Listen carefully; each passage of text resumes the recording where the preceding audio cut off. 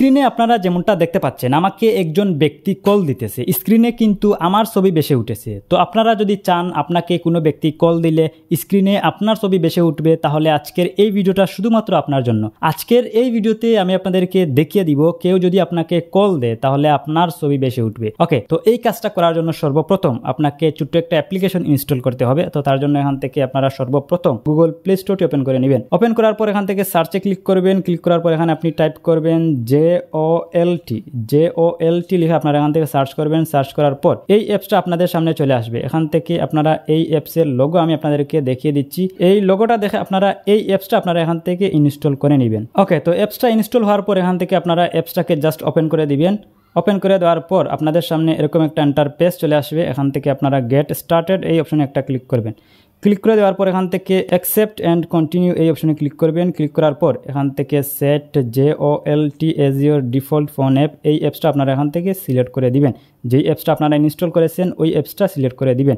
Select করে দেওয়ার পর নিচ থেকে সেট এজ ডিফল্ট এই অপশনে একটা ক্লিক করে দিবেন। ক্লিক করে দেওয়ার পর আপনাদের সামনে ঠিক এরকম একটা ইন্টারফেস চলে আসবে। এখান থেকে আপনারা তিনটা অপশন দেখতে পাবেন নিচের দিকে। একটা হচ্ছে স্টাইল, ব্যাকগ্রাউন্ড এবং নেক্সট। এখান থেকে আপনারা স্টাইল এই অপশনের উপর একটা ক্লিক করবেন। ক্লিক করার পর এখান থেকে আপনি বিভিন্ন স্টাইল আপনি এখান থেকে চুজ করতে পারেন। তো এখান থেকে আমি যদি আইফোনেরটা চুজ করি তাহলে কিন্তু কল আসলে আমার স্ক্রিনে এরকমটা দেখাবে। তো এখান থেকে আমি যদি স্যামসাংয়েরটা যদি সিলেক্ট করি তাহলে এখান থেকে এরকমটা দেখাবে। আমি যদি এখান থেকে হাওয়াই সিলেক্ট করি তাহলে এরকমটা দেখাবে। তো আমি এখান থেকে গুগল এইটা সিলেক্ট করে দিলাম। দেওয়ার পর এখান থেকে আমি ব্যাকে চলে আসলাম। আসার পর এখান থেকে ব্যাকগ্রাউন্ড এই অপশনে একটা ক্লিক করে দিবেন। ক্লিক করে দেওয়ার পর এখান থেকে ইমেজ অর ভিডিও এই অপশনে আপনারা এখান থেকে ক্লিক করবেন। ক্লিক করে দেওয়ার পর এখান থেকে দেখতে পাচ্ছেন যে ইমেজ এবং ভিডিও আপনারা চাইলে কিন্তু আপনার ভিডিওটাও কিন্তু আপনি সেট করতে পারেন।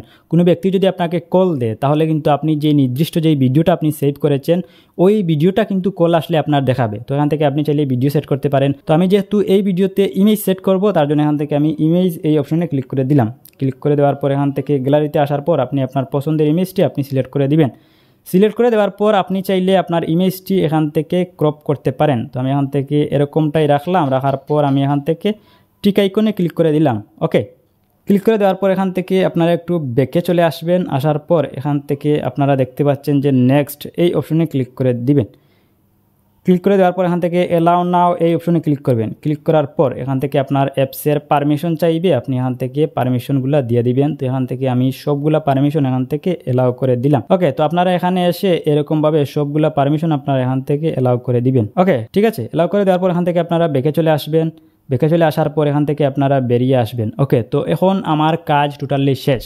ওকে, তো এখন আমি যদি আমার এই ফোন থেকে আমার এই ফোনে যদি একটা কল দেই, কল দিলেই কিন্তু আপনারা রেজাল্টটা দেখতে পাবেন। ওকে, তো আমি এখান থেকে আমার এই ফোন থেকে আমার এই ফোনে একটা কল দিতেছি।